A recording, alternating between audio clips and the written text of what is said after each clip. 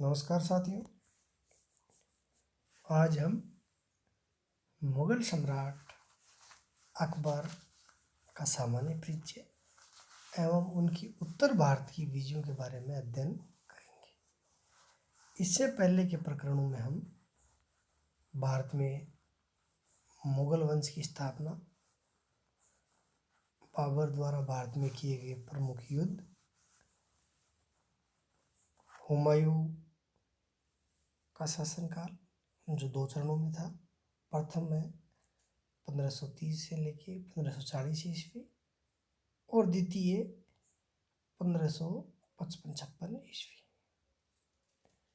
इसके मध्य में द्वितीय अफगान साम्राज्य जो शेर शाह सूरी द्वारा 1540 से लेके 1555 ईस्वी तक रहा, उसके बारे में अध्ययन कर चुके हैं। आज हम अकबर एवं उनकी उत्तर भारत की विजयों के बारे में विस्तार पूर्वक अध्ययन करेंगे।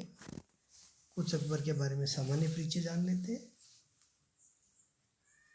मुगल सम्राट अकबर, जिनका शासनकाल 1556 ईस्वी से लेके 1605 ईस्वी तक रहा, इनका जन्म 15 अक्टूबर 1542 ईस्वी को अमरकोट के राणा वीर साल के महल में हुआ। माँ का नाम हमीदा बानो बेगम था और अमरकोट में जन्म अकबर का इस प्रकार से होता है। अकबर के पिता हुमायूं शेर शाह सूरी ख्यातु 1539 और 40 में कन्नौज और बिलग्राम के युद्ध में पराजित होने के बाद भारत से पलायन करके राजस्थान से सिंध से ईरान के रास्ते जाते। उस समय 1540 ईस्वी में 41 ईस्वी के लगभग अकबर हिंदाल के आध्यात्मिक गुरु की पुत्री हमीदा बानो से शादी कर लेता है और हमीदा बानो गर्भवती हो जाती है। हमीदा बानो के गर्भ से अकबर का जन्म अमरकोट के हिंदू राणा वीर साल के यहाँ 1542 ईस्वी में होता है। 1551 ईस्वी में अकबर को गजनी की सूबेदारी दे दी जाती है।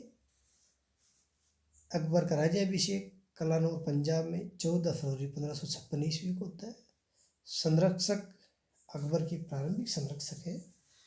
उस समय अकबर की आयु कम थी, तो जो बैरम खां है या बैराम खां अब्दुल रहीम खान खाना के पिता थे, इनको अकबर का संरक्षक नियुक्त किया गया। बैरम खां ये शिया मतावलंबी अर्थात शिया धर्म को मानने वाले थे। अकबर के समय ये वकील के पद पे कार्यरत थे और अकबर के संरक्षक भी थे। हेमू ये आदिल शाह सूर के प्रधानमंत्री थे और जाति के वैश्य थे, बनिए थे। इनको 24 युद्धों में से 22 युद्ध जीतने का श्रेय दिया जाता है। इसी कारण आदिल शाह ने इनको विक्रमादित्य की उपाधि प्रदान की।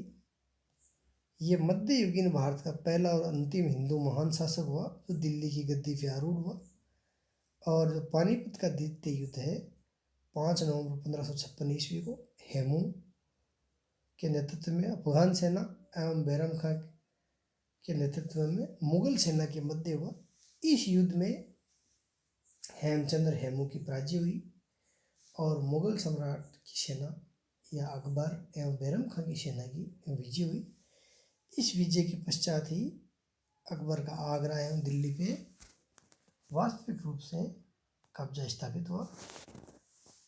अकबर के प्रारंभिक शासनकाल में अलग अलग लोगों का प्रभुत्व रहता है, जिसमें बैरम खां का प्रभुत्व है 1556 से 1560 ईस्वी तक।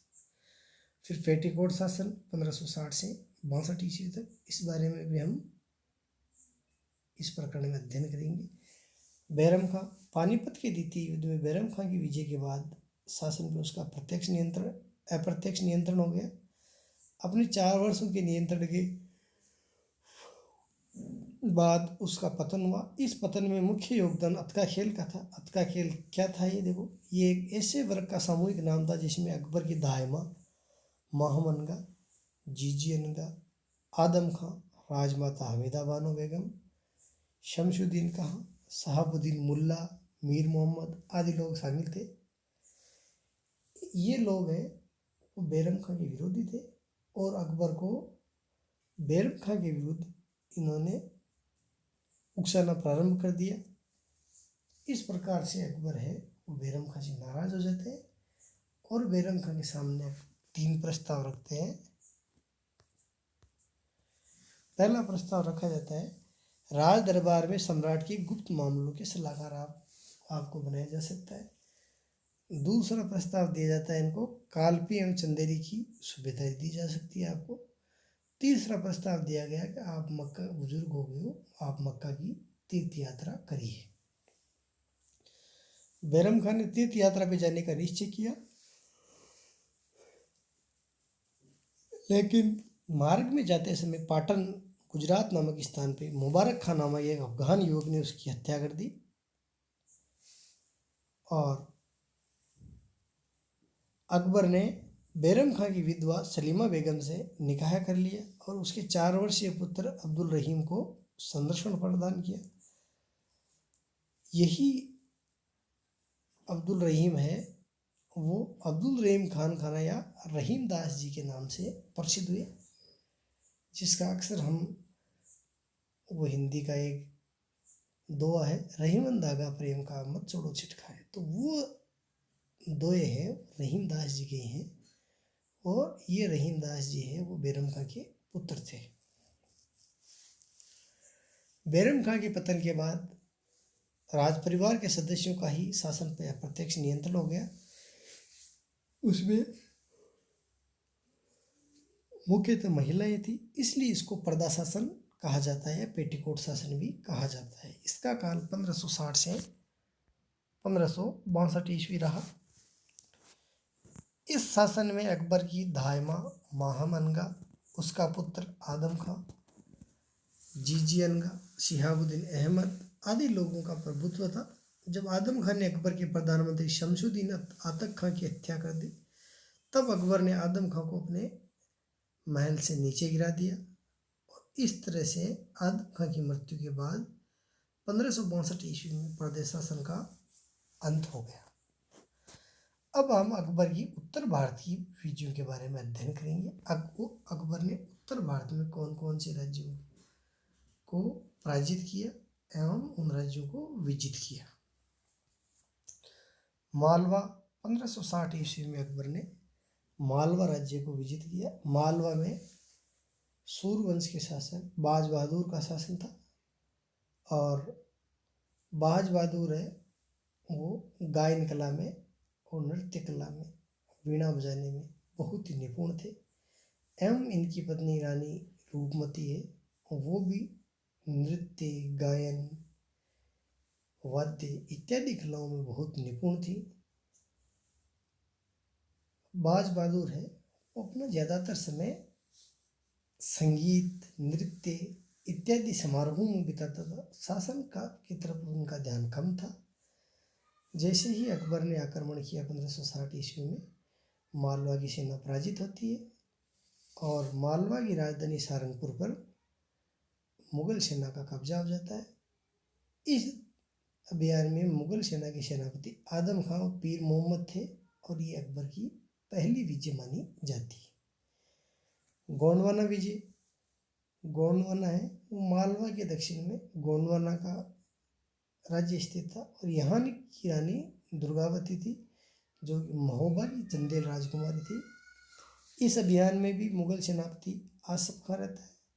गोंडवा राज्य की शासिका महोबा की चंदेल राजकुमारी रानी दुर्गावती और ये अपने अल्पवयस्क पुत्र वीर नारायण की संरक्षिका थी। अकबर ने गोंडवाना विजय करने के बाद चंद्र शाह को यह राज्य वापस कर दिया था और गोंडवाना की राजधानी है वो चेरागढ़ थी। इस युद्ध में रानी दुर्गावती ने अकबर का प्रबल प्रतिरोध किया, अंत में रानी पराजित हुई और इस प्रकार से कुछ समय के लिए गोंडवाना पे अकबर का कब्जा हो गया और बाद में अकबर ने ये राज्य वापस पुराने राजवंश को लौटा दिया था समझौता होने के पश्चात। अब हम अकबर की राजस्थान विजयों के बारे में अध्ययन करेंगे। सर्वप्रथम 1562 ईस्वी में आमेर का शासक बहरमल है वो स्वेच्छा से अकबर की अधीनता स्वीकार कर लेता है और अकबर के साथ वैवाहिक संबंध स्थापित करता है। बहरमल ने अपनी पुत्री का विवाह अकबर के साथ कर दिया। 1562 ईस्वी में सांबर जयपुर में ये विवाह संपन्न हुआ 14 फरवरी को। और इसी विवाह से इसको जो जिस रानी के साथ विवाह था, हालांकि कई किताबों में उसका जोधाबाई नाम दिया जाता है लेकिन उसका नाम जोधाबाई नहीं था, कनकाबाई था। और बाद में उसको नाम है मरियम उजमानी नाम दिया गया। उसी के पुत्र जहांगीर हुए। अकबर ने बहरमल के दत्तक पुत्र भगवान दास एवं पुत्र मान सिंह को भी उच्च मनसब प्रदान किए। मेड़ता विजय 1562 ईस्वी। मेड़ता में राठौड़ वंश के शासक जयमल का शासन था। मुगल सम्राट अकबर ने शरफुद्दीन के नेतृत्व में मुगल सेनाएं मेड़ता के ऊपर आक्रमण करने भेजी। जयमल ने कड़ा प्रतिरोध किया। अंत में जयमल जी पराजित हुए और मेड़ता पे मुगलों का आधिपत्य स्थापित हुआ। जयमल यहाँ से जाके फिर मेवाड़ के महाराणा उदय सिंह के यहाँ सेना में भर्ती हो गई और उनके एक प्रमुख सामंत के रूप में वहाँ शासन करने लग गए। जयमल को बदनौर का फरगना है वो जागीर में दिया गया था। अब आगे 1568 ईस्वी में जब मेवाड़ पे आक्रमण करेगा अकबर तो जयमल वहाँ प्रबल प्रतिरोध करेंगे। 1568 ईस्वी में मेवाड़ पे आक्रमण किया। उस समय मेवाड़ में महाराणा उदय सिंह का शासन था। उदय सिंह ने किले की सुरक्षा का भार, हम अभी जिसकी बात कर रहे थे, जयमल मेड़तिया एवं फतेह सिसोदिया फतेह सिंह को सौंप के उदयपुर के पहाड़ियों में चले गए। अकबर ने मेवाड़ आक्रमण के समय 30,000 राजपूतों का कत्ल करवा दिया। इस कलंक को मिटाने के लिए उसने आगरा के दरवाजे पे जयमल एवं फतेह की वीरता की स्मृति में उनकी प्रशस्त्र मूर्तियाँ स्थापित करवाई। उदय सिंह और बाद में महाराणा प्रताप ने भी विरोध जारी रखा। अकबर ने अपने 2 सेनापतियों मान सिंह एवं आसफ खां को भेजा। इसके बाद में हम पढ़ेंगे कि फलस्वरूप हल्दीघाटी का युद्ध हुआ।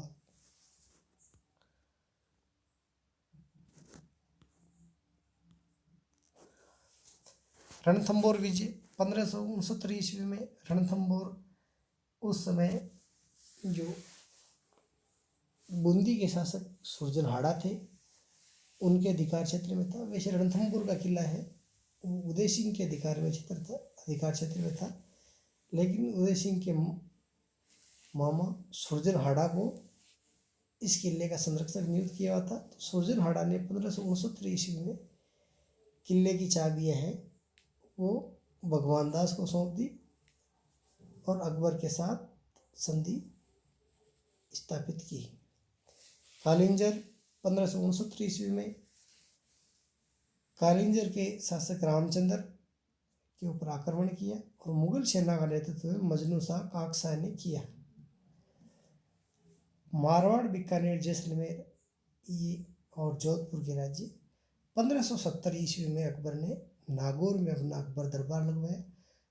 उसमें उस समय राजस्थान की लगभग सभी रियासतें, जिसमें जोधपुर के शासक चंद्रसेन और मारवाड़ के शासक उदय सिंह को छोड़ के सभी रियासतों के शासक हैं वो उस सम्मेलन में उपस्थित हुए और अकबर के साथ संधि संबंध स्थापित किए। इनमें से मारवाड़, बीकानेर, जैसलमेर इत्यादि के शासक हैं उन्होंने अकबर के साथ वैवाहिक संबंध भी स्थापित किए थे। हल्दीघाटी का युद्ध 18 जून 1576 ईस्वी को हुआ।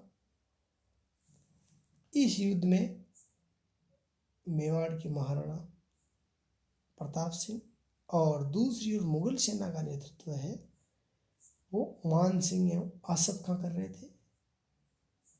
ये युद्ध अरावली की घाटी में एक तंग घाटी में लड़ा गया।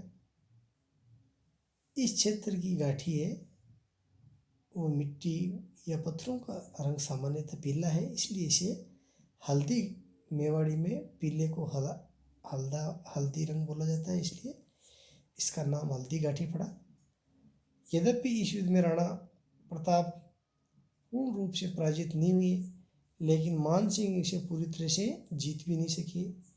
राणा प्रताप बगल में चावड़ नामक स्थान पर चले गए और उसे अपनी राजधानी बनाया और अपने जीते जी मेवाड़ को मुगल साम्राज्य में राणा प्रताप के होते हुए अकबर है वो विलय नहीं कर पाया। और धीरे धीरे चित्तौड़ एवं मांडलगढ़ को छोड़ के राणा प्रताप ने अपने जीते जी संपूर्ण मेवाड़ को वापस अपने अधिकार क्षेत्र में ले लिया। 1597 ईस्वी में महाराणा प्रताप की मृत्यु हो जाती है। हल्दी घाटी के युद्ध का विस्तृत रूप से हम जो राजस्थान का पार्ट है भाग देती है इसी का अपना, उसमें हम विस्तार पूर्वक इस बारे में और अधिक गहराई से अध्ययन करेंगे। गुजरात विजय 1572 से 84 ईस्वी के मध्य हुई। गुजरात का शासक मुजफ्फर खां तृतीय था। प्रारंभ में अकबर ने स्वयं गुजरात विजय का नेतृत्व किया। गुजरात पे अधिकार जमाने के बाद अकबर ने मिर्जा अजीज कोका को गुजरात का गवर्नर नियुक्त किया। इसी बीच विशेष सूचना मिली कि गुजरात के मोहम्मद हुसैन मिर्जा ने विद्रोह कर दिया है। अकबर ने बहुत ही तीव्र गति से 1573 ईस्वी में विद्रोह को कुचल दिया। अकबर के इस अभियान के बारे में विंसेंट स्मिथ ने लिखा है कि संसार के इतिहास में सर्वाधिक द्रुतगामी आक्रमण था। गुजरात में ही सर्वप्रथम अकबर पुर्तगालियों से मिला और कैम्बे में समुद्र को देखा। अकबर के वापस लौटने पे वहाँ पे पुनः विद्रोह हो गया। इस विद्रोह को कुचलने का कार्य 1574 ईस्वी में अब्दुल रहीम ने किया और इसके बाद अब्दुल रहीम या रहीमदास जी को उन्होंने खान खाना की उपाधि प्रदान की। बिहार एवं बंगाल विजय 1574 से 76 ईस्वी में दाऊद शाह, उस समय दाऊद है बंगाल के शासक थे, मुगल नेतृत्व मुनीम खां ने किया। इस प्रकार बंगाल एवं बिहार पे भी अकबर का कब्जा स्थापित हो गया। काबुल विजय 1581 ईस्वी में मिर्जा हकीम, अकबर का सौतेला भाई, उसको हरा के काबुल पे विजय स्थापित किया। इस युद्ध में मुगल सेना का नेतृत्व है मान सिंह ने किया। अकबर ने मिर्जा की बहन बख्तुनिसा को वहाँ का गवर्नर बनाया और बाद में काबुल को मुगल साम्राज्य में मिला लिया और आमेर के राजा मान सिंह को काबुल का गवर्नर बनाया गया। कश्मीर विजय 1585-86 ईस्वी यूसुफ खां के नेतृत्व में भगवान दास एवं कासिम खां। सिंध विजय सिंध के शासक जानी बेग को हराया 1591 ईस्वी में। मुगल सेना का नेतृत्व अब्दुल रहीम खान ने किया। उड़ीसा विजय 1590 से 92 ईस्वी में। उड़ीसा का शासक निसार खां था और इस युद्ध में मुगल सेना का नेतृत्व मान सिंह ने किया। बलूचिस्तान में पन्नी अफगानों का शासन था और मुगल सेना का नेतृत्व मीर मोहम्मद मासूम ने किया और 1595 ईस्वी में अकबर या मुगलों का अधिकार बलूचिस्तान पर भी स्थापित हो गया। कंधार विजय, कंधार के शासक मुजफ्फर हुसैन मिर्जा ने स्वेच्छा से मुगल सरदार शाह बेग को कंधार सौंप के स्वयं को अकबर का मनसबदार बना लिया। इस प्रकार से मेवाड़ को छोड़ के अकबर ने अपने शासनकाल में संपूर्ण उत्तर भारत पे विजय स्थापित की या अकबर के अधीन आ गया। अब अगले प्रकरण में हम अकबर की दक्षिण भारत की विजय के बारे में अध्ययन करेंगे। आज का हमारा प्रकरण बस इतना ही है। थैंक्स बच्चों।